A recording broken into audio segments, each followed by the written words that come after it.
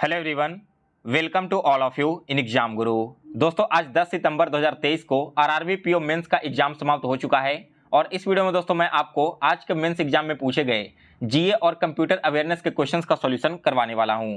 हालांकि आज का पेपर में जीए का लेवल काफ़ी हार्ड आया था और किसी भी कैंडिडेट को एग्जैक्ट क्वेश्चन मुझे याद नहीं है, फिर भी मुझे जितने भी क्वेश्चंस मिले हैं लगभग 28 से 30 उन सभी का सॉल्यूशन मैं आपको इस वीडियो में करवा देता हूं। इसके अलावा अगर आपको कोई भी क्वेश्चन याद है तो उसे कमेंट बॉक्स में जरूर कमेंट कर देना। और दोस्तों आगे जो भी क्वेश्चंस मुझे मिलेंगे, चाहे वो कंप्यूटर का हो या फिर जीए का हो, तो मैं इसी वीडियो के कमेंट बॉक्स में और डिस्क्रिप्शन बॉक्स में दोनों ही जगह पर इनपुट कर दूंगा। तो चलिए दोस्तों अब आज का वीडियो स्टार्ट करते हैं। सो गाइस देखिए, पहला क्वेश्चन आज पूछा गया था पैक्स का फुल फॉर्म। तो दोस्तों पैक्स का फुल फॉर्म क्या हो जाएगा? पैक्स का फुल फॉर्म होता है प्राइमरी एग्रीकल्चर क्रेडिट सोसाइटी। यहाँ पर करेक्ट आंसर था प्राइमरी एग्रीकल्चर क्रेडिट सोसाइटी। इसके बाद आया था दोस्तों कि इनमें से क्या एनपीसीआई का प्रोडक्ट है। तो दोस्तों वहां पर ऑप्शंस में दिए गए थे ई रूपी वगैरह, आपको ऑप्शन याद आ रहा होगा। तो इस क्वेश्चन का राइट आंसर था दोस्तों ऑल ऑफ दीज। जो भी वहां पर ऑप्शंस दिए गए थे वो सारे के सारे एनपीसीएल के द्वारा ही लॉन्च किया गया है। आफ्टर देन पूछा गया था कि पंचायती राज दिवस 24 अप्रैल को मनाया जाता है, नेशनल साइंस डे 28 फरवरी को मनाया जाता है। तो ये वाला भी क्वेश्चन था ना, ये भी आपका सही हो जाएगा ऑल ऑफ दीज। इसमें जितने भी ऑप्शन दिए गए थे वो सारे के सारे करेक्ट हैं। आफ्टर देन G20 प्रेसिडेंसी के बारे में पूछा गया है। तो दोस्तों जो G20 का प्रेसिडेंसी है वो मिला है इंडिया को। इस बार प्रेसिडेंसी किसके हाथ में है? इंडिया के हाथ में है। आफ्टर देन राज्यसभा का चेयरमैन पूछ लिया गया था। दोस्तों राज्यसभा के जो चेयरमैन हैं इनका नाम है जगदीप धनखड़। फिर इसके बाद एक वुमेन एम्पावरमेंट स्कीम के बारे में कुछ पूछा गया है। अब यहाँ पर 4 स्कीम के नाम दिए गए थे, एग्जैक्ट स्कीम मुझे अभी तक नहीं मिल पाया है, जैसे ही मिलेगा तो वो मैं आपको कमेंट बॉक्स में बता दूंगा।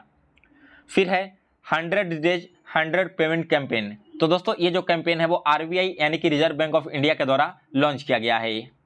फिर इसके बाद पूछा गया था कि इनमें से कौन सी कंपनी के जो सीईओ हैं वो एक इंडियन हैं, और ऑप्शन में अल्फाबेट, आईबीएम, स्टारबक्स वगैरह दिया गया था। दोस्तों इस क्वेश्चन का राइट आंसर हो जाएगा ऑल ऑफ दीज। वहां पर जितने भी अलग अलग सीईओ के नाम दिए गए थे वो सारे के सारे इंडियन ही सीईओ थे। फिर एक आया था दोस्तों पद्मश्री 2023 का अवार्ड किसे दिया गया है। इसके बाद अगला क्या था मिस्ती योजना से रिलेटेड, यानी कि यहाँ पर योजना के बारे में दिया गया था और बताना था कि कौन सा योजना से जुड़ा हुआ है। तो करेक्ट आंसर था दोस्तों मिस्ती योजना। फिर इसके बाद एक finance assistant exam scheme type से क्वेश्चन पूछा गया था। इसके बाद अगला क्वेश्चन आया था दोस्तों कि स्पेस मिशन लॉन्च किया जाने वाला है। यहाँ पर राइट आंसर हो जाएगा गगनयान स्पेस मिशन। इसके अलावा आदित्य एल और चंद्रयान वगैरह भी आपके ऑप्शंस में दिए गए थे। फिर है एमपीआई इंडेक्स, बहुत ही इंपॉर्टेंट पॉइंट था आपके एग्जाम के लिए। एमपीआई इंडेक्स में शायद स्टेट का नाम दे दिया गया था और अलग अलग 4-5 स्टेट के यहाँ पर नाम दिए गए थे, उनमें से एक क्वेश्चन राइट आंसर होता। फिर आया था दोस्तों पेमेंट बैंक। तो यहाँ पर देखो आदित्य बिरला भी एक पेमेंट बैंक है, एनएसडीएल भी है। तो इसमें मैं थोड़ा सा कंफ्यूज हूँ कि यहाँ पर पेमेंट बैंक कौन सा राइट होगा। क्या इसमें ऑल ऑफ दीज भी ऑप्शन दिया गया था या फिर इन्हीं दोनों में से कोई एक सही होना है? अगर आदित्य बिरला सही नहीं है तब आपका एनएसडीएल बिल्कुल राइट आंसर हो जाएगा। हालांकि ये दोनों के दोनों आपके डिजिटल पेमेंट बैंक के रूप में ही आते हैं। फिर देखिए एक और पूछा था कुछ स्किल वर्कर्स के रिलेटेड योजना का नाम। तो इस क्वेश्चन का करेक्ट आंसर था दोस्तों विश्वकर्मा योजना। जो योजना लॉन्च किया गया था इसका नाम था विश्वकर्मा योजना। फिर पूछा गया था अनिल अग्रवाल से रिलेटेड कुछ, तो ये आपका हो जाएगा वेदांता।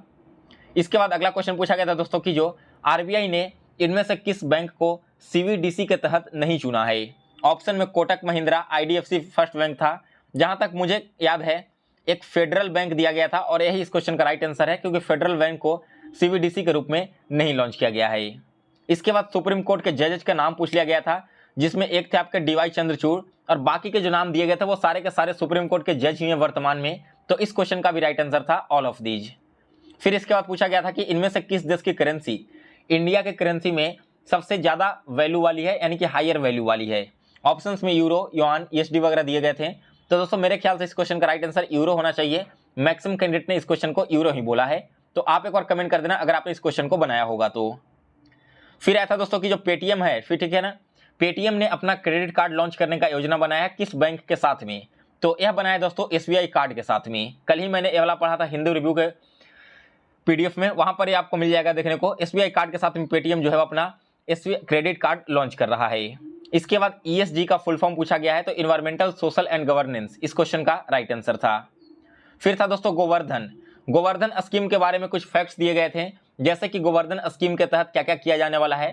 तो इस क्वेश्चन का भी राइट आंसर है दोस्तों ऑल ऑफ दीज। वहां पर जितने भी फैक्ट्स दिए गए थे वो सारे के सारे फैक्ट्स सही हैं। इसके बाद एक क्वेश्चन पूछा गया था एग्री इंफ्रा फंड, जो कि 1 लाख करोड़ का कुछ फंड है, इससे रिलेटेड एक क्वेश्चन आपके एग्जाम में आया था। इसके अलावा एकलव्य मॉडल फैक्ट्स दिया गया था लगभग 3 से 4 पॉइंट, और बताना था कि इनमें से कौन कौन से पॉइंट सही हैं एकलव्य मॉडल के बारे में। फिर एक आया था दोस्तों चैट जीपीटी। अब चैट जीपीटी में क्या दिया गया था, यहां पर लिखा गया था कि चैट जीपीटी एक ओपन सोर्स सॉफ्टवेयर है।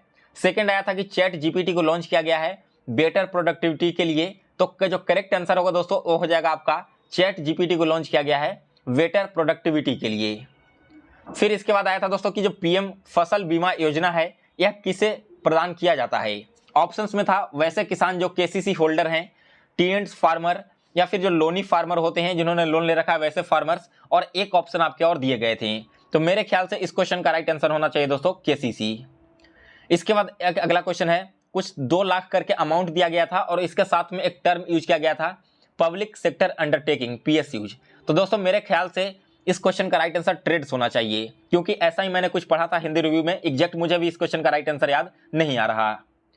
फिर पूछा गया था दोस्तों कि यूएन के द्वारा 2023 को किस ईयर के रूप में घोषित किया गया है। तो दोस्तों 2023 को घोषित किया गया है मिलेट्स ईयर के रूप में। फिर इसके बाद अगला क्वेश्चन देखिए, कंप्यूटर का कुछ क्वेश्चन यहाँ पर है। कंप्यूटर में एक आया था दोस्तों ऑक्टा वैल्यू का बताना है, तो दोस्तों ऑक्टा का वैल्यू होता है 8। एक आया था हेक्साडेसिमल का, तो दोस्तों हेक्साडेसिमल का वैल्यू 16 हो जाएगा। फिर एक आया था कि 10 को बाइनरी डिजिट में कैसे डिनोट करेंगे, तो दोस्तों 10 को हम डिनोट करेंगे 1010 के रूप में। आफ्टर देन एक अगला क्वेश्चन आया था कि जीआईएफ और पीएनजी के फॉर्मेट में हम क्या सेव करके रखते हैं। तो दोस्तों जीआईएफ और पीएनजी इन दोनों ही फॉर्मेट में हम रखते हैं इमेज को, तो करेक्ट आंसर था इस क्वेश्चन का इमेज फॉर्मेट। आफ्टर देन एक आपका आया था एनआईसी कार्ड के बारे में। फिर आया था दोस्तों कि जो रियल टाइम प्रोसेसिंग है ना, ये किस जनरेशन से स्टार्ट हुआ था। कल ही मैंने इसे पढ़ा था ओली बोर्ड के बोल्ट वाले पीडीएफ में। जो रियल टाइम प्रोसेसिंग होते हैं वो स्टार्ट हुआ था 3rd जनरेशन कंप्यूटर से, जबकि इससे पहले जो भी कंप्यूटर आते थे उसमें आपको real time processing, real time multi processing वगैरह देखने को नहीं मिलता था। फिर इसके बाद आया था दोस्तों कि जो पावर पॉइंट के स्लाइड्स हैं उसे फिर से स्टार्ट करने के लिए, यानी कि बिगिनिंग से स्टार्ट करने के लिए हम कौन सा शॉर्टकट की यूज करेंगे। ऑप्शन में F1, F2, F5 वगैरह दिए गए थे। इसके बाद एक और जीके का क्वेश्चन आया था दोस्तों कवच से रिलेटेड। यहाँ पर आपके कुछ स्टेटमेंट दिए गए थे कवच के बारे में और आपको बताना था कि कौन सा स्टेटमेंट सही है। तो करेक्ट आंसर था दोस्तों कि जो कवच है वो एक ऑटोमेटिक प्रोटेक्शन सिस्टम है इंडियन रेलवे का, और यही स्टेटमेंट आपका बिल्कुल सही जवाब था। इसके अलावा एक और क्वेश्चन था दोस्तों, इसका मुझे पूरा क्वेश्चन तो याद नहीं आ रहा, लेकिन कुछ ऐसे ही था कि आरई के अंडर कौन से बैंक आते हैं, और बैंक में था आपका commercial bank, regional rural bank, शायद पेमेंट बैंक भी था।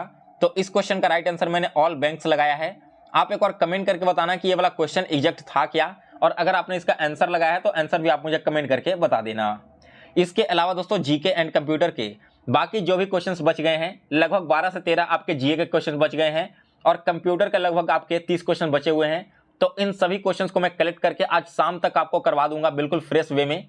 तो आप सभी लोग एक बार फिर से कमेंट करो कि बताओ जीए में आपके टोटल कितने स्कोर आ रहे हैं और कंप्यूटर में आपके टोटल कितने स्कोर आ रहे हैं। साथ ही में आप इन दोनों का अटेम्प्ट भी लिखना नहीं भूलना।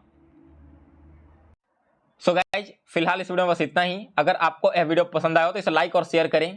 आगे भी इसी तरह की वीडियोज अगर आप देखना चाहते हो और आईबीपीएस एग्जाम से रिलेटेड सारी रिव्यूज सबसे पहले एंड ऑथेंटिक वे में देखना चाहते हो तो एग्जाम गुरु चैनल को जरूर सब्सक्राइब कर लेना और साथ में इसके बेल नोटिफिकेशन को भी ऑन कर लेना।